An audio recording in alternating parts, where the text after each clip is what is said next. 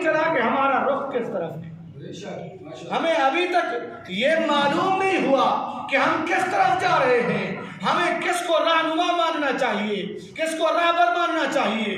बल्कि हुजूर का फरमान है कि मोमिन ला युल्दगुल मोमिनु फी जुहरिन वाहिदिन मर्रतैन। फरमाया मोमिन एक सुराख से 2 बार नहीं डसा जाता। हम कितने बार डसे गए हैं? हमने फौजियों को भी आजमाया और जमहूरियत के जमहूरों को भी आजमा लिया, क्या कामयाबी हासिल हुई? और आज हालात ऐसे हैं कि सफ़ेद पोश बंदा भी सुकून से रोटी नसीब नहीं है। बेशक क्या आज ऐसे हालात हैं कि नहीं हैं कि हम जैसे वो बंदा जो सफ़ेद पोश है उसको अपनी सफ़ेद पोशी का भरम रखने में भी मुश्किल पेश आ रही है। तो ये किस लिए है कि हमने कभी नवाज शरीफ को रहनुमा माना एशियन टाइगर बनने के चक्कर में, कभी रोटी कपड़ा और मकान के चक्कर में, कभी आज़ाद पाकिस्तान के चक्कर में, लेकिन हम खुद घन चक्कर बन गए हैं। समझ नहीं आती किस तरफ जाएं, क्यों? हमारे पास वो रोशनी मौजूद नहीं है। बेशक अगर उस रोशनी को हम खोल के देख लेते, अल्लाह के फरमान को समझ लेते, तो आज हमारा ये हाल ना होता। आज हमारा हाल तो अफगानिस्तान से भी बदतर है, बांग्लादेश से भी बदतर है, उन मुल्कों से भी बदतर है जो हमारे बाद कोई 20 साल बाद आज़ाद हुआ, कोई 30 साल बाद आज़ाद हुआ। इसकी वजह क्या है? सिर्फ वजह यही है कि हमने अपनी बीमारी को समझा नहीं है। बीमारी को समझ भी लिया तो इलाज की तरफ तवज्जो नहीं की। हम मुख्तलिफ बहरूपियों के हाथ में चढ़ते रहे। वो जो कोई इस्लाम का लालीपाप लेके हमारे सामने आ गया, कोई आज़ादी का लालीपाप लेके, और हम हर किसी के पीछे भागते रहे। सुनो, कामयाबी उस वक्त मिलेगी, कामरानी उस वक्त मिलेगी जब हम अल्लाह और उसके रसूल के फरमान को हाथ में। बेशक वरना ये बारूपिये मुख्तलिफ बहरूप के साथ हमारे सामने आते रहेंगे और हम यूं ही लुटते रहेंगे। वो हज़रत सुलेमान अलैहिस्सलाम के ज़माने के अंदर एक मुकदमा आपकी बारगाह में पेश हुआ। एक फाख्ता ने, फाख्ता को आप क्या कहते हैं, वो जो छोटा सा परिंदा होता है इधर, कुगी। तो एक फाख्ता ने मुकदमा दायर किया हज़रत सुलेमान अलैहिस्सलाम की बारगाह में एक शिकारी के ख़िलाफ़ कि इसने मेरे शौहर को, मेरे नर को शिकार कर लिया है। अब वो शिकारी भी वहाँ मौजूद था। हज़रत सुलेमान अलैहिस्सलाम की बारगाह में मुकदमा किया। वो फाख्ता कहने लगी, जनाब इसने मेरे शौहर को, मेरे नर को कैद कर लिया है, शिकार कर लिया है, मेहरबानी करवाएं, इससे छुड़वाएं। तो आपने शिकारी से पूछा कि भाई तुमने क्यों शिकार किया है? उसने अर्ज़ की, जनाब शरीयत मना नहीं करती, मेरा काम शिकार करना है, मैंने शिकार कर लिया है, इनका काम बचना था, ये बच जाते। तो हज़रत सुलेमान अलैहिस्सलाम ने फरमाया उस फाख्ता को कि बात तो ठीक कर रहा है, इसका काम शिकार करना था, तुम्हारा काम बचना था, तुम इससे बचते, तुम नहीं बचे, अब शिकायत क्यों कर रहे हो? तो उस फाख्ता ने जो बात की आज 16 आने से ही हमारे हालत पे आ रही है। वो फाख्ता कहने लगी, जनाब बात ठीक है, शिकारी का काम होता है शिकार करना, और जो शिकार होने वाला हो उसका काम होता है बचना। जनाब वाला बात यह है कि हम अपने दरख्त पे, अपने घोंसले पे बैठे हुए थे, ये हजरत तशरीफ़ लाए, ये तशरीफ़ ला रहे थे, तो मेरे शौहर ने मुझसे कहा कि बच जाओ, शिकारी आ रहा है। क्योंकि तजर्बा और निगाह से बंदे को पता चल जाता है कि ये कौन है। अब वो कहती है कि मैंने कहा ये शिकारी नहीं है, शिकारी होता तो इसके पास तीर कमान होनी चाहिए थी, शिकारियों वाला मखसूस लिबास पहने होना चाहिए था, ये तो दस्तार भी पहने हुए है, दाढ़ी भी रखी हुई है, जुब्बा भी पहने हुए है, तस्बीह भी हाथ में पकड़ी है, ये शिकारी नहीं है। तो कहते हैं जनाब ये करीब आया, अपने जुब्बे से इसने अपने हथियार निकाला और उसको शिकार कर लिया। तो जनाब बात यह है, अगर ये आता शिकारी के रूप में तो हम एहतियात करते, इसने हमें दिया है धोखा, लिहाजा हमें इंसाफ चाहिए। तो हज़रत सुलेमान अलैहिस्सलाम ने उस शिकारी से फरमाया, अगर तू शिकारी के रूप में जाता फिर तेरा हक था शिकार करना, अब तू उसको आज़ाद कर दे। आज हम किस तरह शिकार हो रहे हैं कि कोई तस्बीह लेके कंटेनर पे चढ़ा होता है, हमारी निगाह तस्बीह पे जाती है लेकिन वहाँ नहीं जाती नीचे क्या हो रहा है। हमारी निगाह उसकी तस्बीह पे जाती है, इय्याका नअबुदु व इय्याका नस्तईन पे जाती है, लेकिन हमारी निगाह उसके कारनामों पे नहीं जाती कि इसने इस दुनिया पाकिस्तान के अंदर क्या कर दिया है। तो फिर जब हम शिकारी को पहचानेंगे नहीं और उसके हथियार से बचेंगे नहीं तो उस वक्त तक हम ऐसे ही जलील और रुसवा होते रहेंगे। और इसी कैफियत को, इसी हालत को मेरे महबूब अलैहिस्सलातु वस्सलाम ने पहले बयान कर दिया था। क्यों कि वो तो ऐसे मुआलिज हैं, ऐसे हकीम हैं, अभी बीमारी लगती नहीं पहले इलाज बता देते हैं। फरमाया अगर तुमने इस महंगाई की बीमारी से बचना है, इस बेरोजगारी की बीमारी से बचना है, इस अमन व अमान की गैर हालत से बचना है तुमने, तो फिर तुम्हें क्या करना चाहिए हुजूर ने पहले बता दिया।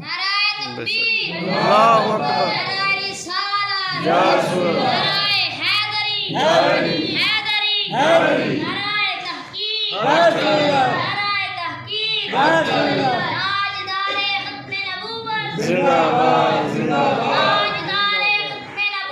जिंदाबाद जिंदाबाद फक्तुलो फक्तुलो लब्बैक लब्बैक या रसूल अल्लाह लब्बैक लब्बैक लब्बैक या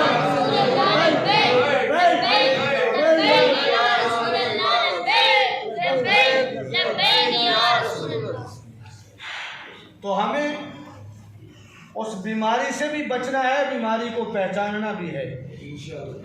आका अलैहिस्सलातु वस्सलाम ने इरशाद फरमाया कि जब बंदे पर मुसीबत आती है तो बंदा मोमिन का तर्ज अमल क्या होना चाहिए? क्या ढीठ बन के, बेहया बन के आंखें बंद करनी चाहिए या फिर आंखें खोल लेनी चाहिए?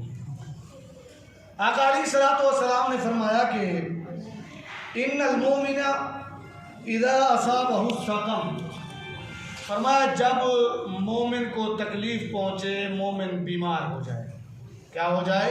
बीमार हो जाए, मोमिन बीमार हो जाए। अब बीमारी लाजमी नहीं कि जिस्म में कीड़े बढ़ जाएं, लाजमी बीमारी नहीं कि बंदे को बुखार हो जाए। बीमारी मुख्तलिफ की हैं, किस्म की होती हैं और हर किस्म की बीमारी का इलाज यही है कि जब बंदा उस बीमारी से निकले तो फिर उसको इबरत हासिल कर लेनी चाहिए। खुश अकीदगी भी एक बीमारी है कि बंदा जिसके बारे में समझता है ये अच्छा है, फिर उसके बुराई को देख के भी उसका दिफा करे, ये भी बीमारी है। अब हुजूर ने फरमाया इन्नल मोमिना इदा असाबहु सकम सुम्मा आफाहु अल्लाहु मिन, फरमाया जब बंदा बीमार हो जाए, तकलीफ में मुब्तला हो जाए, मुसीबत में मुब्तला हो जाए, फिर अल्लाह ताला उस बंदे को उस मुसीबत से छुटकारा दे दे। अल्लाह ताला उस मुसीबत से छुटकारा दे दे, वो मुसीबत ख़त्म हो जाए। फरमाया वो दो तरह के फ़ायदे मिलते हैं मोमिन को। कितने फ़ायदे मिलते हैं? दो तरह के। तो पहला फ़ायदा क्या होता है? फरमाया कान कफ़ारतुल लहू कान कफ़ारतुल लिमा मदा मिनहु, फरमाया पहला फ़ायदा ये होता है कि अल्लाह तबारक व तआला उस बीमारी को, उस तकलीफ को मोमिन के लिए कफ़ारा बना देता है। उसके जितने गुनाह हैं बीमारी के ज़रिए ख़त्म हो जाते हैं। सुभान अल्लाह। जितने गुनाह हैं वो बीमारी के ज़रिए ख़त्म हो जाते हैं। जो सख्ती आती है, जो मोमिन के ऊपर आजमाइश इब्तला आती है, फरमाया अल्लाह जब उसको ख़त्म करता है तो साथ ही अल्लाह ताला उसके गुनाहों को भी मिटा देता है। और दूसरा फ़ायदा क्या होता है? आका अलैहिस्सलातु वस्सलाम ने फरमाया व मौइज़तल लहू फीमा यस्तक़बिलु, वो बीमारी, वो तकलीफ आइंदा के लिए उसके लिए नसीहत बन जाती है कि मैंने वो काम किया उसकी वजह से मेरे ऊपर मुसीबत आई, मैंने गलत काम किया उसकी वजह से मेरे ऊपर आजमाइश आई, तो मुझे उस काम से बच जाना चाहिए ताकि दोबारा मैं उस मुसीबत में न पड़ जाऊँ। अब आप सब अपने अपने दिल पे हाथ रख के बताएं कि हम जो मुसीबतें हमारे ऊपर मुसल्लत हैं, कितनी बार इनके ज़रिए हमने नुकसान उठाया है, 3-3, 4-4, 5-5 मरतबा हम नुकसान उठा चुके हैं, और उसके बाद भी अगर हम कहें कि नहीं वो ठीक है, तो फिर समझ लें कि हमारी आंखों पे पट्टी चढ़ी हुई है। फिर हम अपनी बीमारी से बचना नहीं चाहते। फिर आके आका अलैहिस्सलातु वस्सलाम ने फरमाया, ये तो मोमिन की मिसाल थी कि बीमारी जब ख़त्म होती है गुनाह भी ख़त्म हो जाते हैं। मोमिन उससे नसीहत पकड़ लेता है कि मैंने गलत काम किया, उसका ये नतीजा निकला, अब मुझे इससे बचना चाहिए। और मुनाफिक क्या करता है? आका अलैहिस्सलातु वस्सलाम ने फरमाया, व इन्नल मुनाफिका इज़ा मरिदा सुम्मा उफ़िया काना कल बईर। फरमाया जब मुनाफिक बीमार होता है फिर ठीक होता है, उसकी मिसाल ऊंट की तरह है। फरमाया ऊंट की तरह उसकी मिसाल है।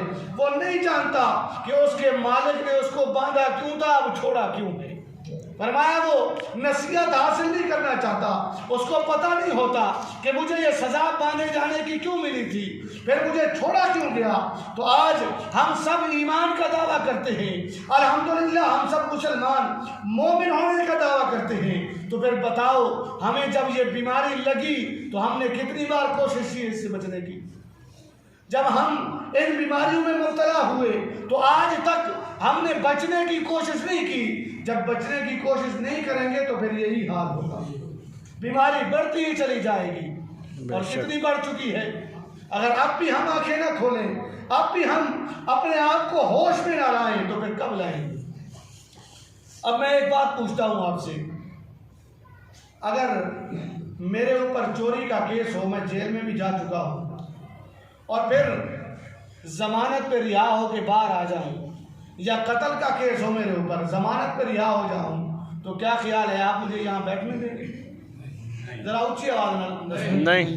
क्या आप मुझे इस मसनद पे बैठने देंगे? क्यों कि मौलवी साहब पर चोरी का इल्जाम लगा, कत्ल का इल्जाम लगा, करप्शन का इल्जाम लगा। तो जरा बताओ, जो लोग जेलों में हों फिर जमानत पे रिहा हो के उनको मसनदे इक़्तिदार पे बिठा दिया जाए और चोर को कहा जाए अपनी मर्जी से तफ्तीश करवा लो, तो फिर बताओ वो रिहाई पाएगा या फिर वो पकड़ा जाएगा? अब मुझे कहें मेरे ऊपर इल्ज़ाम हो के, मौलवी साहब खुद ही अपने बारे में सोच लें कि आपने किस बंदे को अपने इल्ज़ाम की तहकीक के लिए लगाना है, तो फिर बताएं मैं इल्ज़ाम से बरी हो जाऊंगा या पकड़ा जाऊंगा? तो इतनी भी हमारे अंदर अकल नहीं है, इतना भी हमें शऊर नहीं है कि अब जो नैब के कवानीन में इन्होंने तरमीम की है उसके अंदर ये बात लिख दी है कि जो बंदा माजी में करप्शन के इल्ज़ाम में सज़ा हो चुकी है, अब नैब का कानून जो बदला है वो सज़ा भी ख़त्म हो, जब बंदा पाक साफ हो के बाहर है। उसके अंदर एक और शर्त भी थी जो मुशर्रफ ने रखी थी, जिसको हम गलत कहते हैं। उसने रखा था कि जो बंदा जिसकी आमदन से ज़्यादा सरकारी ओहदे पर रहा हो, किसी पब्लिक ऑफिस को उसने होल्ड किया हो, चाहे वो वजीर बनकर आया हो या सरकारी ऑफिस से मुताल्लिक हो, सरकारी मुलाजिम हो, अगर उसकी आमदन से ज़्यादा असासे बन जाएं तो साबित उसको करना पड़ेगा कि मैंने जो तनख्वाह मेरी 50,000 है, 1 लाख है, 1 करोड़ की गाड़ी कहाँ से आई, 10 करोड़ की ये कोठी कहाँ से बनी है, वो खुद साबित करेगा। इन्होंने उस चेक को भी निकाल दिया है कि नहीं, वो इदारे साबित करेंगे कि तुमने कहाँ से लिया है। और फिर एक और बात भी इन्होंने लिख दी है कि अगर कोई नैब का अफसर किसी बंदे को गिरफ्तार करता है करप्शन के इल्ज़ाम में, अब वो अदालत में साबित नहीं कर सकता तो अदालत उसको 5 साल के लिए कैद की सज़ा सुना देगी। अब मुझे बताएं कौन पागल होगा जो इनको पकड़ेगा कि मैं खुद जेल में चला जाऊंगा। तो जब ये हालत हो जाए हमारी और हमारी अकल फिर भी ना खुले, हमारे दिमाग में फिर भी ये बात ना आए, तो फिर वो कौम जो अपनी इज्जत नफ्स को ख़त्म कर दे, अपने ज़मीर को मार दे, उस कौम को कोई भी जिंदा नहीं कर सकता। आका अलैहिस्सलातु वस्सलाम ने इन्हीं बीमारियों की तरफ निशानदेही की और उसका इलाज भी बताया कि तुम उस वक्त बच सकोगे जब तुम लोग अल्लाह और उसके रसूल के फरमान पर चलोगे। तो आज हमारी जो हालत है, आज जो हमारा हाल है, वो हम सब के सामने है। एक छोटे बच्चे को भी पता है कि हमारे मुल्क में क्या हो रहा है, और उसके बावजूद भी हम कभी तस्बीह के धोखे में आ जाएं और कभी एशियन टाइगर बनने के धोखे में, कभी रोटी कपड़ा मकान के धोखे में आ जाएं, तो फिर हमसे बढ़कर बेवकूफ़ कोई नहीं हो सकता। आका अलैहिस्सलातु वस्सलाम ने कुरान इरशाद फरमाया मन दारल्लाहु, फरमाया जिस बंदे ने किसी बंदे मोमिन पर तंगी की, फरमाया अल्लाह तबारक व तआला उसको तंगी में मुब्तला कर देगा। जिसने किसी मोमिन पर सख्ती की, फरमाया शक्कल्लाहु अलैहि, अल्लाह उस पर सख्ती को मुसल्लत कर देगा, अल्लाह तबारक व तआला उसको सख्ती में मुब्तला कर देगा। तो आज हम जब बंदा मोमिन पर सख्ती करने का सबब बन जाते हैं तो हमारे ऊपर जो सख्ती हो रही है ये उसी की वजह है, ये वही सबब है जिसको हम समझने के लिए तैयार नहीं हैं। हम जालिमों के दस्त व बाजू बन जाते हैं, हम जालिमों के हिमायत करने वाले बन जाते हैं, और जब हम जालिमों के हिमायत करने वाले बन जाते हैं तो फिर अल्लाह तबारक व तआला हमें सख्ती में मुब्तला कर देता है। अल्लाह तबारक व तआला हमें जुल्म का साथ देने की वजह से अल्लाह ताला सख्ती में मुब्तला कर देता है। तो जब तक हम जुल्म का साथ देते रहेंगे उस वक्त तक इन्हीं सख्तियों में मुब्तला रहेंगे। हज़रत अब्दुल्लाह बिन उमर रज़ी अल्लाह ताला अन्हु फरमाते हैं, आप फरमाते हैं कि आका अलैहिस्सलातु वस्सलाम ने फरमाया, 5 बातों का आका अलैहिस्सलातु वस्सलाम ने जिक्र फरमाया। फरमाते लम तज़हिर अल फाहिशा फी कौमिन क़त्तु हत्ता युलिनु बिहा, फरमाया जब किसी कौम में बेहयाई बुराई जाहिर हो जाए, हत्ता युलिनु फिहा अल फाहिशा, फरमाया अलल ऐलान बुरे काम हो रहे हों, अलल ऐलान गलत काम के हो रहे हों, फरमाया उस वक्त क्या होता है, फरमाया अल अफशाउ फीहिम अत्ताऊन वल औजाउ अल्लती लम तकुन मदद फी अस्लाबिहिम अल्लज़ीना मदऊ, फरमाया सुनो जब किसी कौम में बेहयाई फैल जाए, बेहयाई को बेहयाई समझा ना जाए, अखलाकियात को ख़त्म कर दिया जाए, फरमाया अल्लाह ताला उस कौम के अंदर ताऊन को फैला देता है। फरमाया फिर वल औजाउल्लती लम तकुन मदद फी अस्लाफिहिम मदऊ, फरमाया ऐसी बीमारियां आ जाती हैं कि उनके आबा व अजदाद ने सुना ही नहीं होता, कभी कोई बीमारी ऐसी आई ही नहीं होती। आज ज़रा देखें ये जो कोरोना आई, कभी किसी ने सुना था? हमारे दादा परदादा किसी के दौर में हुई थी? नहीं। जब हम बुराई को बुराई समझना ही छोड़ दें, बुराई को बंदा हक की दलील बना ले, तो फिर यही कुछ होना है। फरमाया ऐसी ऐसी बीमारियां आएंगी, ऐसे ऐसे फितने आएंगे जो तुमसे पहले लोगों ने नहीं देखे होंगे। अब ज़रा बताएं, कभी हमने आज से 20-25 साल पहले सोचा था कि हमारी माएँ बहनें अलल ऐलान जलसों में नाचेंगी और फिर उस आज़ादी के दावा करने वाले, इस्लाम का नाम लेने वाले, तस्बीह हाथ में पकड़ने वाले, उनकी हौसला अफजाई करेंगे, उनकी हौसला अफजाई करके उनको अपने जलसों में बुलाएंगे, उनको अपने जलसों में बुलाकर आज़ादी का नाम देंगे? क्या कभी हमने सोचा था? तो आज जो कुछ हो रहा है, जब किसी कौम के अंदर बेहयाई फहाशी ओरियानी इतना फैल जाए कि उसको बेहयाई समझा ही ना जाए, उसको बेहयाई जाना ही ना जाए, तो फिर क्या अंजाम होगा? फरमाया ऐसी ऐसी बीमारियां आएंगी कि तुम्हारी समझ में नहीं आएंगी। और आज वही बीमारी हमें लगी हुई है, हमें समझ ही नहीं आ रहा जाना कहाँ है। और दूसरी चीज़ हुजूर ने फरमाया वलम यनकुसुल मिकियाला वल मीज़ान इल्ला उखिज़ू बिस्सिनीन व शिद्दतुल मऊना व जौर सुल्तान अलैहिम, फरमाया जब नाप तोल में कमी करोगे, अशिया में मिलावट करोगे, जब तुम लोग नाप तोल में कमी करोगे, अशिया में मिलावट करोगे, फरमाया तुम्हें कहत साली खुश्क साली पकड़ेगी। और आज जो कुछ हमारे मुल्क में आ रहा है, पानी की किल्लत है कि नहीं है? आज भूख प्यास बढ़ती चली जा रही है कि नहीं? वो क्यों? इसलिए कि हमने अल्लाह के महबूब के फरमान को पसे पुष्ट डाल दिया। फरमाया दूसरा क्या होगा? वशिद्दतिल मऊनती, फरमाया तुम्हारी रोज़ी तंग हो जाएगी, सख्त हो जाएगी। आज है कि नहीं है? आज हम महाशी सख्ती का शिकार हैं कि नहीं हैं? तो उसकी वजह क्या है? वही है कि फहाशी फैल गई है। और तीसरी बात हुजूर ने फरमाया वजौर सुल्तान अलैहिम, फरमाया ऐसे लोगों के ऊपर जालिम बादशाह को मुसल्लत कर दिया जाएगा। तो आप बताएं, पीटीआई वालों पे जुल्म हो, धाड़ धाड़ करें, तो ये जुल्म है। और अगर तारीख लब्बैक पर तेज़ाब वाला पानी डाला जाए ये जुल्म नहीं। अगर तुम्हारे ऊपर शहद फेंके जाएं ये जुल्म है। और तहरीक लब्बैक को सीधी गोलियां मारी जाएं उन लोगों को जिनका कसूर से इतना था, वो ये कहते थे कि अल्लाह और उसके रसूल की इज्जत पे हमने पहरा देना है। उनका अपना जाती कोई काम नहीं था, इक़्तिदार का लालच भी नहीं था।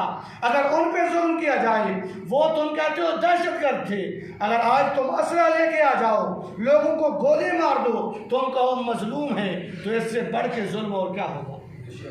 तो ये तो मकाफात अमल है, इस पे रोना किस बात का। जैसा तुमने किया अब वैसा तुम्हारे साथ हो रहा है।